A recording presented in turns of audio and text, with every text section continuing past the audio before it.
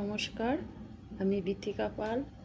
আমি এই পূর্ব পূর্ব বর্ধমান কালনা থেকে এই ভিডিওটা করছি।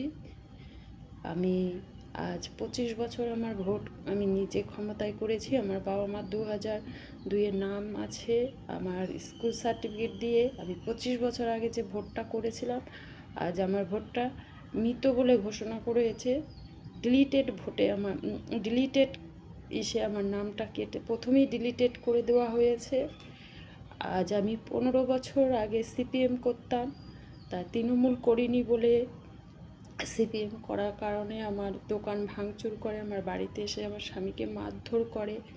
তখন থেকে আমি সব পার্টি বন্ধ করে দিয়েছি। বিজেপিকে সমর্থন করতাম, বিজেপিকে ভালোবাসতাম, বিজেপিকে পেয়েছি, তাই আজ মনে খুব আনন্দিত। ভোটটা কেটে ডিলিটেড করে দেওয়া হয়েছে, তার জন্য আমার কোনো দুঃখ নেই। কিন্তু পরশুদিন যে মাননীয় মুখ্যমন্ত্রী, আমাদের নতুন মুখ্যমন্ত্রী, উনি বলছে যে ডিলিটেড হয়ে যাওয়া ভোটার আমার দেশের নাগরিক নয়।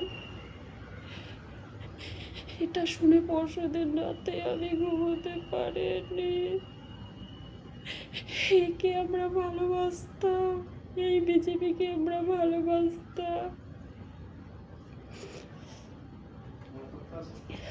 তাই আমার অনুরোধ যে আমরা ডিলিটেড হয়ে যাওয়া ভোটারগুলো যেন আবার আমার ভোটাধিকার ফিরে পাই। এতে মুখ্যমন্ত্রীর চলার পথ খুব ভালো হবে।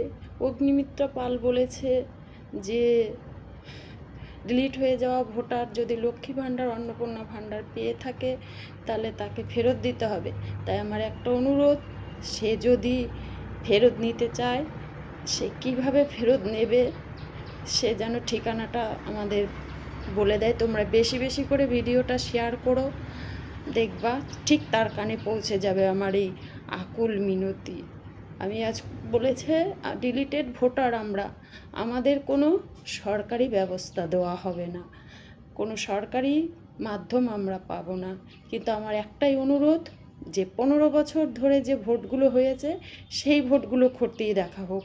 15 বছরের আগে যে ভোটগুলো আছে সেই ভোটগুলো খুব কষ্ট পরিশ্রম করেই করা হয়েছে, তখন কোনো চিটিংবাজি ভোট ছিল না। আমি যখন ভোটটা করেছি তখন খুব কষ্ট করেই করেছি। আজ আমি একটা ডিলিটেড ভোটার হয়ে অনুরোধ করছি, তোমরা ভিডিওটা সব জায়গায় শেয়ার করে দাও, বেশি বেশি করে লাইক করো, কমেন্ট করো, ঠিক কারো কাছে না কারো কাছে পৌঁছে যাবে। আর আমাদের ডিলিটেড ভোটারগুলোর কিছু একটা উপযুক্ত বার করুক কিছু। আমি এটাই চাইছি, সবার একটু